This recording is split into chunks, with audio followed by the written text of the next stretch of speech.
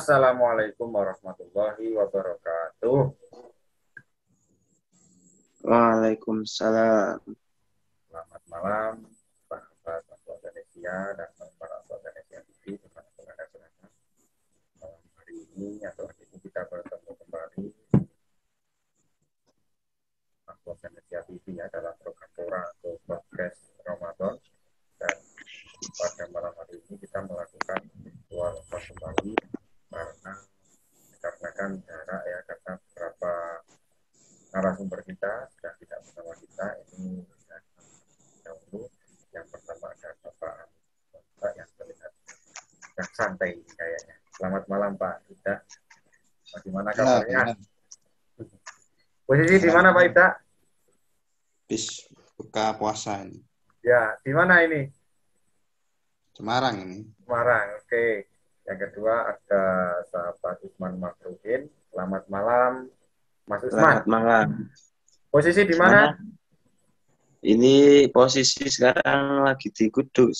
Di Kudus. Habis ziarah sama Tarhim di sana. Waduh. Oke. Luar biasa sekali ya. Jadi itulah narasumber kita yang akan mengisi atau berbincang bersama kita dalam program Tora atau podcast Ramadan di channel Indonesia TV. Dan pada hari ini kita akan membahas terkait dengan beberapa kegiatan atau fenomena, yakni yang pertama saya akan mengarah kepada kegiatan ngabuburit. Di mana ngabuburit ini kalau saya boleh sebutkan ada positif dan ada negatif. Positifnya yaitu dia menunggu adzan atau buka puasa dengan cara mungkin bersenang-senang dan sebagainya. Tentu ini mendapatkan pahala. Namun di sisi lain juga terdapat hal yang negatif, yakni di mana dalam kegiatan ngabuburit buat bersama pacar. Nah, tentu ini kan menjadi berkurang pahalanya atau bahkan mungkin bisa hilang pahala dari puasanya itu sendiri. Nah, terkaitannya dengan ini fenomena plus dan minus ini bagaimana tanggapannya? Monggo Pak Ida bisa terlebih dahulu. Ngabuburit ya? Ya, ngabuburit Pak. Ya, ngabuburit itu sebenarnya salah satu kegiatan menunggu waktu buka puasa ya. Jadi ngabuburit itu berasal dari berbagai bahasa. Ada yang menyebut dari Sunda ya.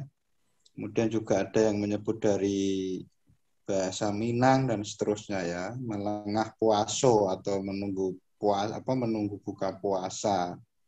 Kemudian juga di bahasa Banjar ini ada basambang ya, yaitu jalan-jalan di waktu senja.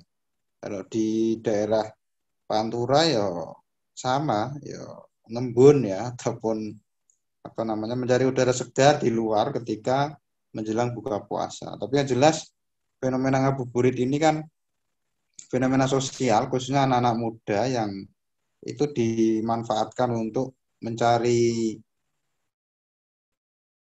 sesuatu, entah itu takjil atau teman ataupun melihat pemandangan alam dan seterusnya. Tapi substansi yang lain selain ngabuburit itu ada buka puasa bersama. Artinya antara ngabuburit dengan buka puasa. Nah, tentu ini juga tradisi yang hanya ada ketika di bulan puasa ataupun Ramadan.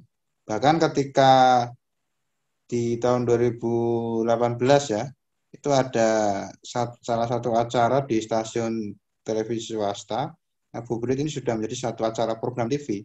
Yang intinya kan ketika program TV ini hadir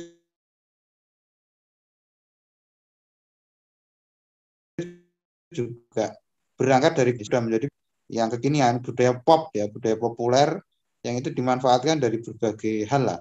Tapi dalam konteks ini kan tentunya ngabuburit itu tidak untuk kegiatan yang negatif ya. Ya kalau bisa untuk melakukan kegiatan berbagi makanan saat menjelang puasa ataupun ngabuburit dengan tadarus Al-Qur'an di masjid misalnya dan seterusnya. Karena ngabuburit ini konotasinya lebih kepada ya cuci mata anak-anak muda ya. Intinya menghabiskan waktu di jalan, di tempat wisata ataupun di mana gitu yang intinya tidak ada kegiatan yang positif ya dalam tanda kutip gitu.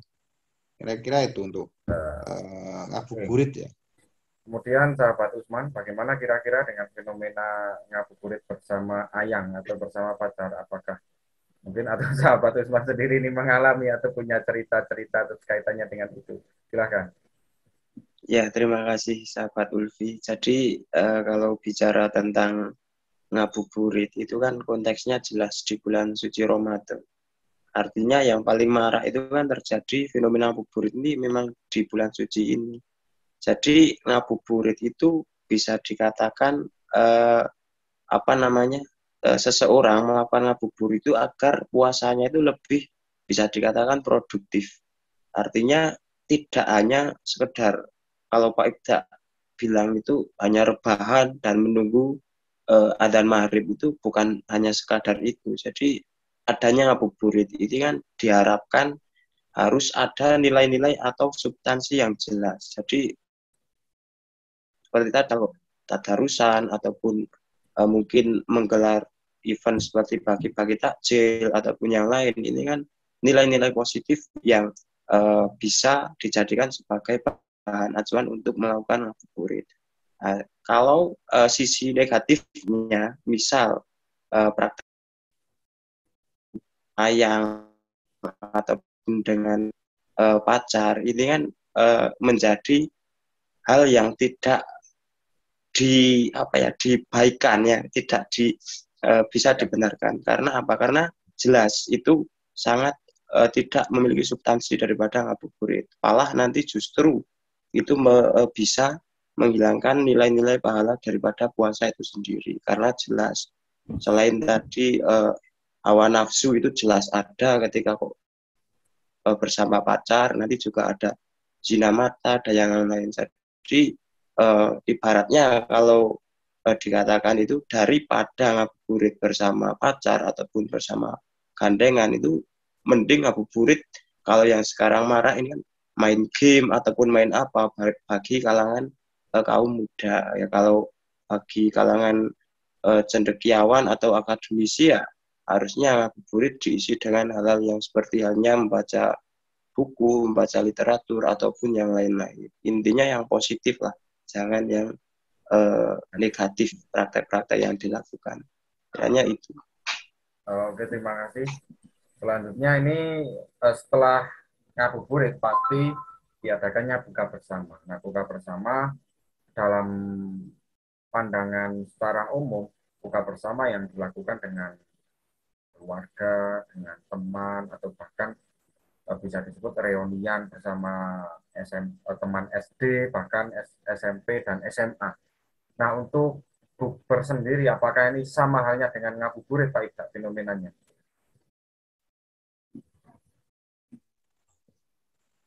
Ya sebenarnya sama ya. Karena masyarakat Indonesia itu kan kaya akan budaya ya. Jadi seperti contoh takjil ya. Takjil itu kan aslinya bukan nama makanan ya, tetapi menyegerakan ya. Misalnya kita zakat fitrah di awal-awal Ramadan kan niatnya takjilan lillahi ta'ala, bukan takjil itu makanan, tapi nggak tahu takjil itu malah menjadi nama makanan atau makanan berbuka puasa. Ini kan pergeseran budaya yang tentu kurang pas sebenarnya. Tapi karena sudah membudaya, takjil itu ya makanan. Ini kan salah kaprah ya.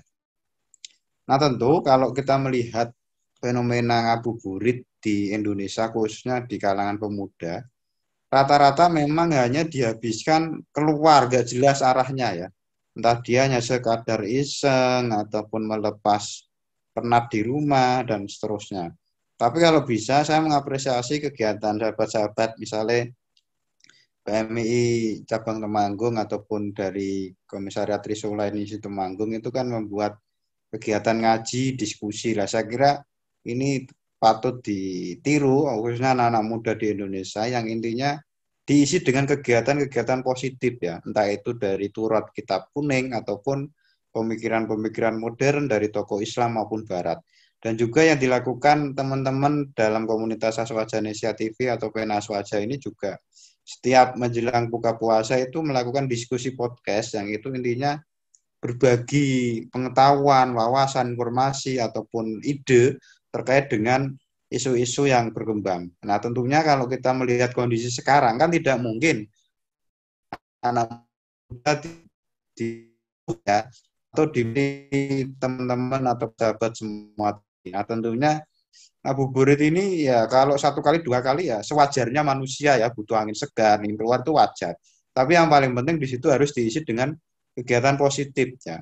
Kalau bisa ya anak-anak muda khususnya mahasiswa ini minimal melakukan diskusi melingkar di kampus, pojok-pojok kampus atau mengikuti acara. Dan sekarang tentunya mungkin webinar-webinar sudah berkurang. Nah, ini bisa dilakukan dengan tatap muka, dengan tetap menjaga protokol kesehatan. Nah, artinya ngabuburit ini harus dimaknai sebagai salah satu media, alat ya. Dia hanya alat atau wahana atau forum yang itu menambah keilmuan, menambah keimanan, ketakwaan, khususnya juga berkaitan dengan manusia sekitar. Karena mau tidak mau, ngabuburit ini hanya ada di bulan suci Ramadan, dan bulan suci Ramadan hanya 30 hari. Ketika ngabuburit 30 hari kok habis hanya untuk misalnya keluar, nggak jelas mau kemana, ya itu kan ya menghabiskan waktu, membuang uang, bensin ya, dan seterusnya. Nah tentunya ini juga menjadi pikiran ataupun menjadi pandangan bahwa ngabuburit harus diisi dengan kegiatan-kegiatan positif karena ini hanya ada di bulan suci Ramadan. Eman-eman kalau 30 hari kok hanya keluar gak jelas nongkrong-nongkrong ya, saya kira kayak kurang kerjaan aja ya. Ya. Karena kita kalau mau produktif di bulan suci Ramadan itu sangat tepat ya, mau menulis buku lah, menulis artikel lah, mau membuat konten di YouTube yang positif lah, mau mengaji lah dan seterusnya. Dan ini menjadi momentum bagi kita semua di pasca pandemi ya menuju endemi ini harus mengembalikan budaya-budaya lokal khususnya yang sudah terhenti sejenak 2 tahun terakhir. Dan ini momentum ya, mumpung masih seminggu lagi kurang lebih ya, kita harus mengabuburitkan diri atau menunggu kegiatan yang ya minimal kegiatan positif lah, positif untuk diri sendiri minimal itu. Kalau tidak bisa untuk positif untuk orang banyak. Ya. Jadi saya kira-kira itu pesan ataupun kegiatan yang memang layak untuk dijadikan pengisi waktu ngabuburit ya. Ya. Terima kasih. Kemudian ini sahabat Usman, kira-kira kalau pesan atau ini ya, sebelum pesan, apa yang terjadi di kalangan pemuda ini ketika ngabuburit, dan kemudian pesan atau kegiatan apa yang Anda rekomendasikan untuk anak-anak pemuda agar dapat mengisi kegiatan ngabuburit ini dengan hal yang positif tentunya. Silakan. Ya, sebenarnya banyak sih kalau untuk mengisi kegiatan-kegiatan ngabuburit yang substansinya atau esensinya itu jelas. Artinya tidak hanya mamprung atau malah justru mengundang hal yang negatif itu kan sebenarnya banyak.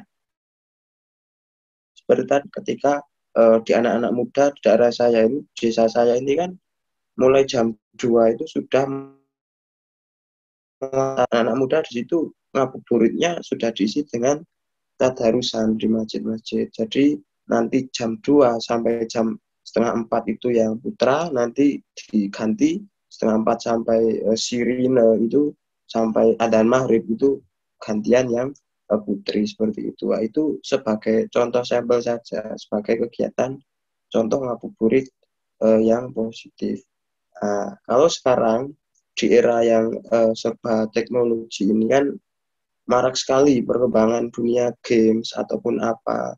Nah, sebenarnya banyak sekali sisi negatif ya, akan tapi itu bisa dijadikan sebagai opsi kegiatan agar hanya tidak hanya mamprung kegiatan ngabuburit yang dilakukan itu. Misal kita membuat selain membuat forum diskusi, kita membuat suatu kompetisi ya, misal kompetisi entah itu games gitu kan menjadi nilai yang ya sedikit positif lah daripada ngabuburit sama gandengan ataupun yang lainnya itu kan bisa seperti itu. Jadi banyak sekali hal yang dapat dilakukan khususnya di bulan suci Ramadan ini agar puasa kita tetap produktif seperti itu, sahabat Ulfi.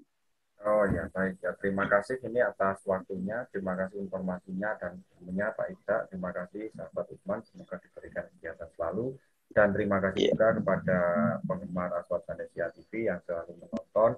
Jangan lupa bagi yang lain tetap subscribe ya channel Indonesia TV karena kita akan menyuguhkan informasi-informasi yang unik yang tentunya eksklusif hanya ada di Aswasan TV.